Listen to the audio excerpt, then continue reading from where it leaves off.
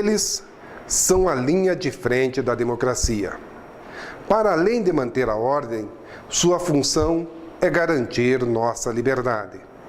Há coisas que consideramos certas, como o ar que se respira e que só valorizamos quando as perdemos, como a saúde, a liberdade, a vida. É fácil criticá-los, são eles que morrem por nós. Num fim de semana, 35 se foram. Dia das Mães, dia do enterro dos filhos.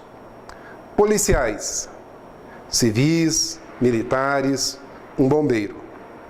O nome oficial é agente do Estado, mas desde crianças aprendemos a chamá-los seu guarda. Guardam, vivem e morrem para nos guardar. Quem sabe esta tragédia não seja a oportunidade que nos faltava para refletir sobre esses homens e mulheres que, por tão pouco soldo, protegem algo muito frágil, delicado, a construção do Brasil. Sua principal arma não é de fogo, nem branca, é letra, palavra, o nome da lei. Este texto foi o editorial do Fantástico em 2006, narrado pelo jornalista Pedro Bial. E 10 anos depois, aqui no estado do Paraná, 5 policiais foram assassinados no mês de janeiro. No Brasil, mais de 40 policiais foram assassinados. Alguma coisa precisa ser feita. A consciência da sociedade precisa ser despertada. É nesse clima de luto que nós conclamamos todos vocês para assistir mais um programa da TV AMAI. O Sicoob é um sistema financeiro diferente dos bancos. Nós não temos clientes, nossos clientes são os próprios donos, onde eles participam dos lucros e resultados da cooperativa. Com isso, eles têm uma conta corrente com todos os produtos e serviços, sendo crédito, investimento, cartões, consórcios, seguros, previdência, internet, caixa eletrônico, tudo isso com custo reduzido e no final do fechamento do balanço, eles participam dos resultados da cooperativa. Nós todos precisamos, né, de uma defesa em relação aos nossos interesses, então tem que ter uma entidade atenta, né, com uma visão bastante ampla para defender os nossos interesses. Eu, por exemplo, não era associado e vivia olhando no site da AMAI o que a AMAI estava fazendo por mim, uma questão até de egoísmo, porque se a AMAI está trabalhando por mim, nada mais justo do que eu me associar. Então estou aqui com muito orgulho atendendo a convocação do Coronel Furquim, do Coronel César, me associei, o Sargento Devanil Montagna, meu fiel escudeiro, meu amigo de campanha, também assinou a filiação hoje, então estamos muito orgulhosos. Meus amigos, no dia 2 de fevereiro de 2016, houve na sede da AMAI uma reunião do Fórum de Entidades Representativas. As principais entidades representativas de policiais, bombeiros, militares ativos e inativos esteve reunido aqui na sede da AMAI para poder discutir os graves problemas que vêm acontecendo no Estado e as inúmeras denúncias que nós temos recebido de você, associado, através de e-mail, WhatsApp, comentários no Facebook, comentários no Google+, comentários nas redes sociais, conversas pessoais, para aliviar as questões e saber exatamente o que estava acontecendo. Esteve presente, recebeu uma documentação, as reivindicações de todas as entidades, o secretário de Estado da Segurança Pública, Wagner Mesquita. A presença do secretário foi muito profícua. Ele tranquilizou os policiais militares do Paraná, mostrando que não há uma ação orquestrada para atingir os policiais. É claro que todos nós policiais devemos ficar alerta, porque infelizmente há um contágio nesse tipo de situação. Marginais, vendo que os policiais podem ser alvejados, acabam se tornando mais violentos e os policiais também precisam então tomar muito cuidado. Mas além de aliviar, de mostrar como está indo as investigações, que inúmeras prisões já foram feitas, que houve um reforço na cidade de Londrina, o que já praticamente zerou a criminalidade e os ataques naquela cidade, também o secretário se mostrou muito sensível à situação, principalmente do praça policial militar. Lembrou que ele é filho de praça das Forças Armadas e que antes de integrar os quadros da Polícia Federal, ele foi praça na Força Aérea. Então, vamos ouvir agora do próprio secretário Wagner Mesquita as suas considerações. Eu acredito que hoje essa reunião foi extremamente proveitosa, foi um momento em que nós pudemos então trocar muita informação, crescer com o diálogo. As entidades de classe têm uma experiência muito grande, um contato direto com os administrados, então realmente é minha responsabilidade como gestor ouvir as entidades de classe. Nem sempre vamos poder atender todas as demandas, algumas delas vão de encontro a outros pontos de administração, mas no máximo a intenção da secretaria é compor e realmente prover os meios para dar uma melhor qualidade de vida, melhor qualidade de profissão, de exercício funcional para todos os policiais. As reivindicações que me foram apresentadas hoje, em sua extrema maioria, 99% do que é aqui pautado, é também interesse da Secretaria de Segurança Pública. Melhor treinamento, melhor equipamento, enfim, melhor qualidade, saúde, técnica para os policiais, isso também é nosso objetivo. Então, o amadurecimento dessa discussão, a melhor formatação dessas propostas, não ajuda somente a Secretaria, ou melhor, a Polícia Militar, mas ajuda também a Secretaria como gestor, como administrador. A nossa profissão é uma profissão eminentemente vocacional. Quando o indivíduo procura a polícia, ele não procura enriquecer, ele não é em busca de riqueza, enfim, ele tem em busca de uma missão, que ele acredita na missão e que ele quer, então, colaborar, fazer o papel dele em grupo, junto com seus companheiros, ao final do dia, ter a satisfação de ter feito o bem, executado a sua missão. E é isso que eu realmente reputo. Lógico, também investimento em meios tecnológicos, em melhor gestão de meios e locais, isso também faz a diferença, mas eminentemente ao sacrifício dos nossos policiais. Tanto a Polícia Militar quanto a Polícia Civil, extremamente técnica, e eu como sou proveniente da área federal, tenho contato com policiais estaduais do Brasil inteiro. Então é um grande ponto de comparação. A Polícia do Paraná, seja a Polícia Militar, seja a Polícia Civil, ela tem sim pautado pela técnica, pela legalidade, eminentemente ela é correta, age dentro dos preceitos legais e com muito sacrifício. Qualquer indivíduo que viaje um pouco fora do nosso país ou dentro do nosso país, em outros estados, sabe diferenciar. Olá, meus amigos da TV AMAI. Dando continuidade ao nosso programa, vamos a uma matéria de interesse público.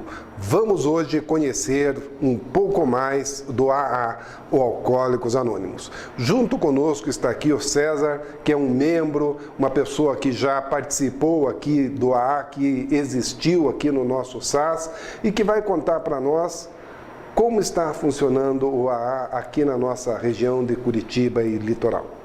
Ok, Coronel César, obrigado pelo convite. Eu creio que antes de podermos falar um pouco sobre Alcoólicos Anônimos, seria bom falar um pouquinho a respeito da doença do alcoolismo.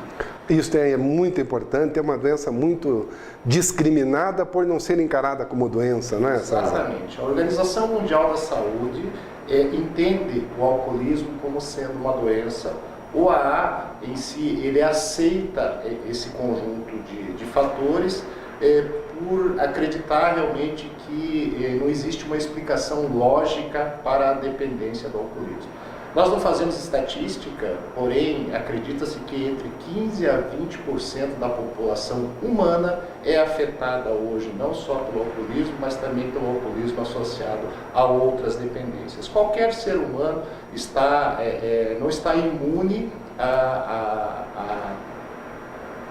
desenvolver essa dependência. Então, nessa questão do alcoolismo, nessa doença que se manifesta de modo mais grave em algumas pessoas e menos em outras, nós temos essa família do AA que ajuda as pessoas a controlarem, né, já que é uma doença que não tem cura. Tem cura, exatamente. A doença do alcoolismo, ela afeta o indivíduo, né, seja ele homem, mulher, jovem, adolescente, em 3 fatores. O primeiro fator é o aspecto físico, onde a pessoa passa a ter dificuldades no seu caráter, no seu conjunto físico. É uma doença mental, haja vista a obsessão que o indivíduo passa a desenvolver pela bebida ou pela sua droga de preferência, e também é uma doença de cunho espiritual, haja vista que o indivíduo se afasta de toda e qualquer possibilidade de ajuda, seja ela religiosa ou não religiosa. E afeta a família também, né, César? Eu acho uma coisa assim muito grave. Falar um pouquinho de Alcoólicos Anônimos, o AA surgiu no ano de 1935, na cidade de Akron, nos Estados Unidos, quando dois indivíduos, um corretor, um advogado, corretor da Bolsa de Valores, e um médico que já para conseguir fazer uma cirurgia, ele teria que tomar já alguma coisa pela manhã para segurar os seus tremores, os dois, por uma obra divina, acabaram se encontrando em 10 de junho de 1935, e a partir daí ficou essa data como sendo estipulada a data de fundação de Alcoólicos Anônimos no mundo. O AA hoje ele está presente em mais de 200 países do mundo. Nós não somos uma instituição ligada a nenhuma organização, partido político, religião, nós não temos vinculação com ninguém. O nosso único interesse é de nos mantermos sóbrios e ajudar as pessoas que eventualmente nos procurem a atingir essa sobriedade. Junto com a AA, também desenvolvido naquela época da fundação de Alcoólicos Anônimos, nós também tratamos a família. Nós acreditamos que a família é um fator muito importante para a recuperação do indivíduo com dependência.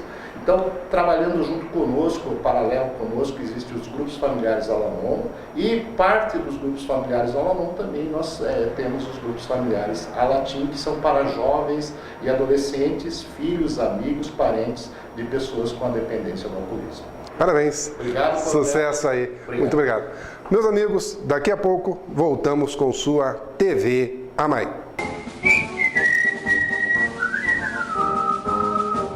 Olá, meus amigos da TV AMAI. Com grande satisfação, temos aqui a presença do Salomão Schiner, nosso assessor de assuntos da classe aqui da AMAI, Associação de Defesa dos Policiais Militares Ativos e Inativos e Pensionistas. Schiner, seja bem-vindo à TV AMAI, você que sempre recebe os nossos companheiros e está aí esclarecendo. Muito trabalho aí com essas ações que estamos agora em fase de execução. Bastante trabalho, e a gente quer divulgar, enaltecer o trabalho da entidade e justamente falar aos sócios da entidade: acreditem nela, saibam que ela trabalha em prol do nosso policial, da nossa pensionista.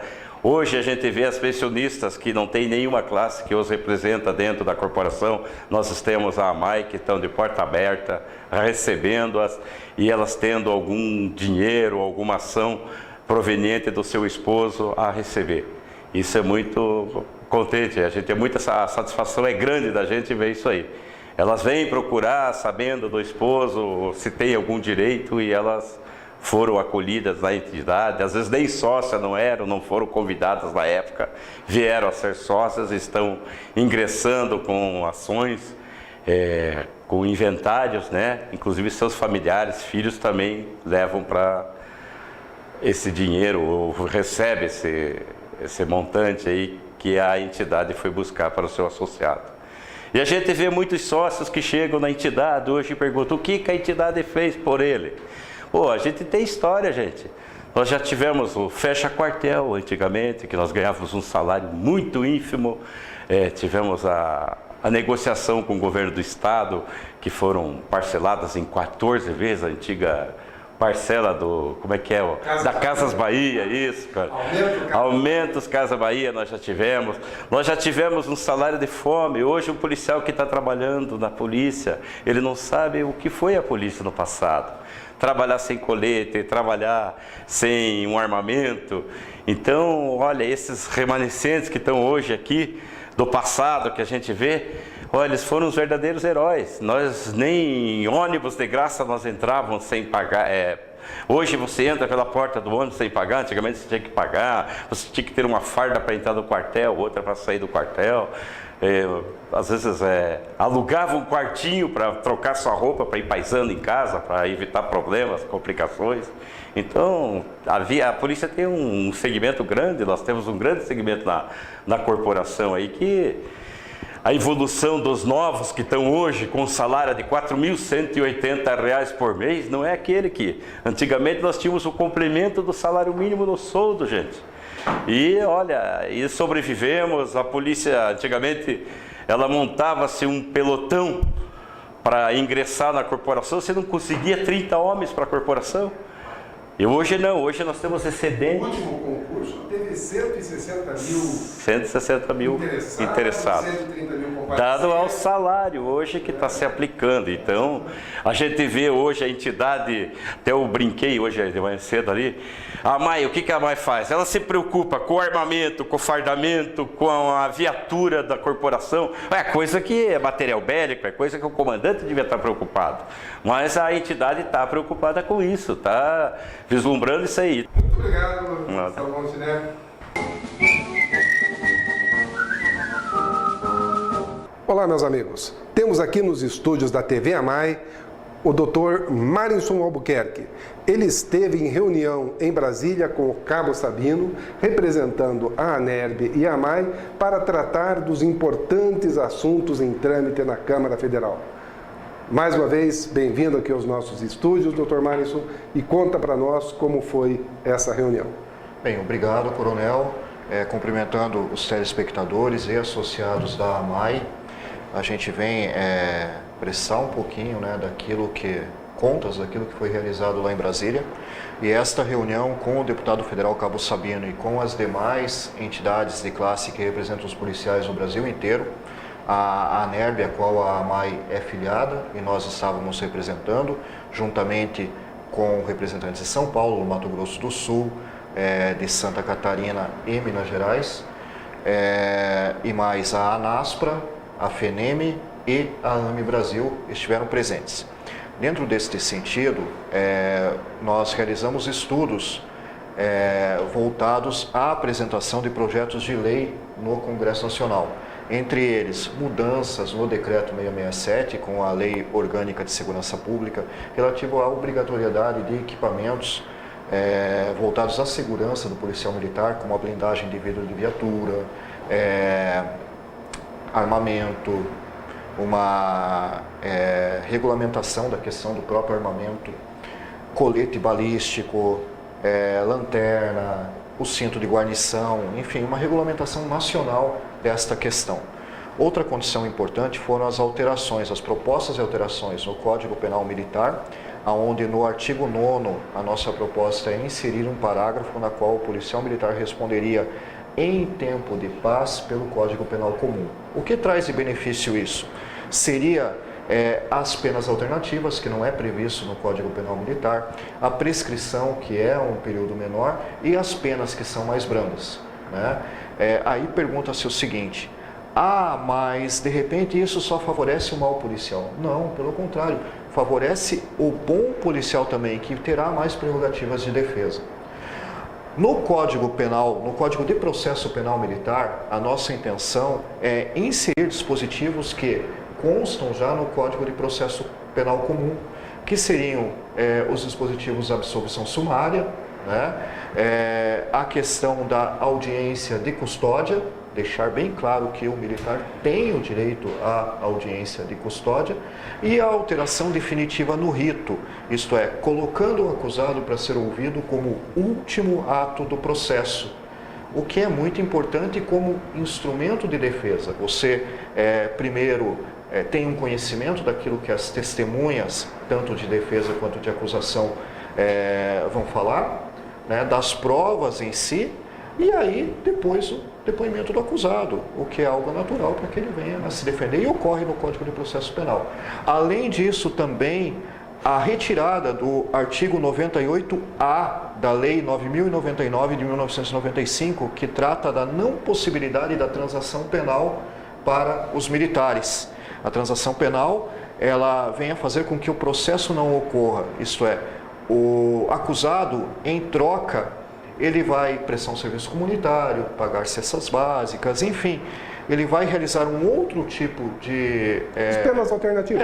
Uma pena alternativa, e diante disso não há existência do processo, isto é, ele não vira reincidente. E na nossa atividade fim, a gente vê N condições, N situações em que para o militar seria muito melhor ele aceitar a transação penal, ele não teria prejuízos administrativos, não teria prejuízos em sua carreira também e, enfim, realizaria apenas um pequeno serviço alternativo. Então, estes projetos eu entendo que é de suma importância e nós temos que começar uma hora. E tivemos o pontapé inicial ali. É uma discussão, isso não significa que amanhã extinguiu a Justiça Militar. Não significa que amanhã extinguiu e não é a alteração do Código Penal Militar não significa a extinção da Justiça Militar, mas sim a utilização pela Justiça, porque o rito continua no Código de Processo Penal Militar. Mas sim a utilização pela Justiça Militar de dispositivos encontrados no Código Penal. Somente isso. Mas não, a extinção da Justiça Militar, e foi debatido lá tal situação, nós somos totalmente contrários. Somos favoráveis à permanência da Justiça Militar por entender que esta é muito mais benéfica ao militar. E ela é muito mais célere, ela é muito mais... E benéfica à sociedade, à população. Não é corporativa, é séria, né? Enfim. É um juiz de direito, concursado, faz parte da carreira do judiciário. Com um corpo de policiais, né, de oficiais ali, né, que muitas vezes com a sua experiência profissional colaboram e muito para o processo. Interessante. Então, são discussões que estão em nível nacional e o nosso telespectador, como é que pode participar dessa discussão? Encaminhando sugestões à própria entidade, aos deputados representantes da classe, que hoje nós temos 7 militares em Brasília.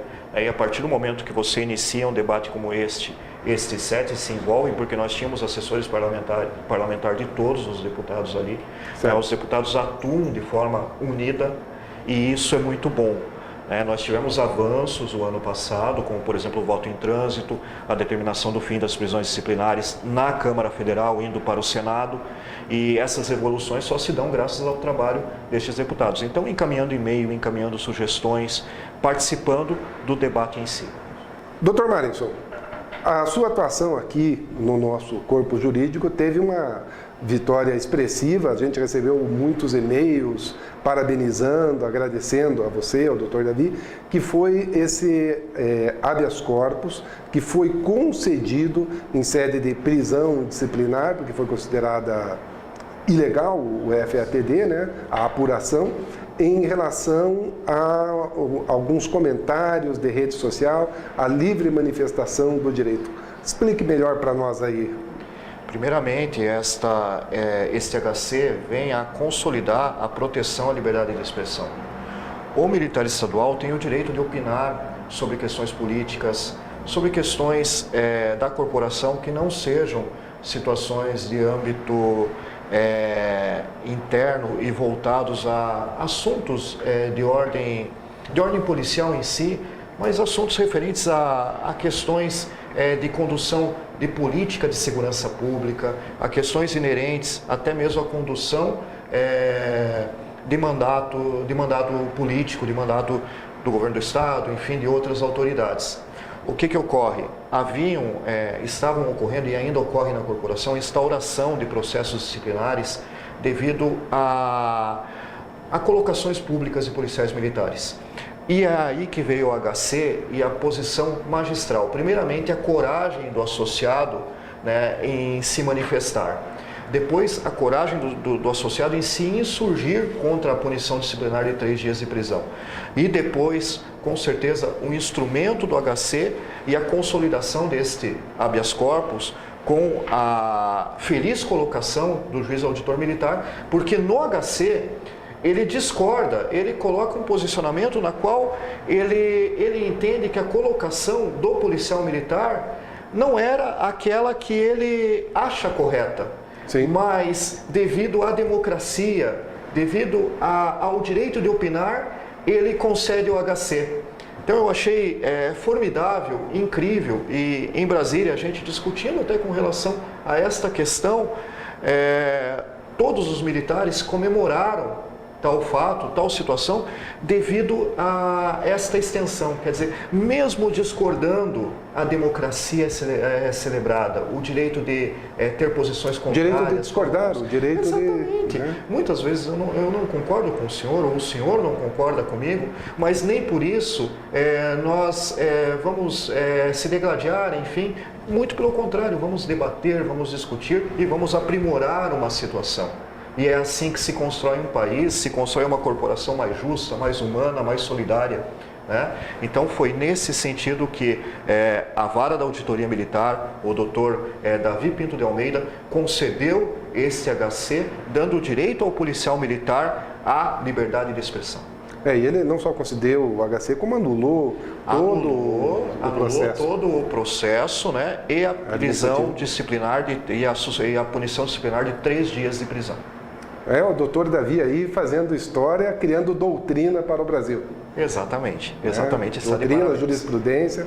Parabéns à tua atuação, a posição do doutor Davi, que nós já conhecemos, que é um juiz garantista, que vem mostrando aí que a justiça militar ela é célere, é firme, mas acima de tudo é integrante da justiça. Procura sempre defender os direitos fundamentais do cidadão, inclusive do cidadão fardado. Meus amigos, muito obrigado a todos vocês que acompanharam o nosso programa TV AMAI. Hoje você teve a oportunidade de ver a reunião do Fórum de Entidades com a presença do secretário de Estado, Wagner Mesquita. Você pôde conhecer um pouquinho mais deste importante programa de voluntariado Alcoólicos Anônimos, o AA. Você viu também a importância dos nossos pensionistas, dos nossos militares da reserva e reformados, a questão da devolução da Previdência na ação 32884, inclusive com a palavra do subtenente Salomão Schiner, que é o nosso assessor para assuntos da classe. Você também viu aqui a participação do advogado da AMAI lá em Brasília, junto com as entidades nacionais, discutindo importantes modificações na legislação e viu que a AMAI continua lutando por você, tendo inclusive conseguindo mais um habeas corpus em favor do nosso associado. Tudo isso porque a AMAI é a entidade que luta por você.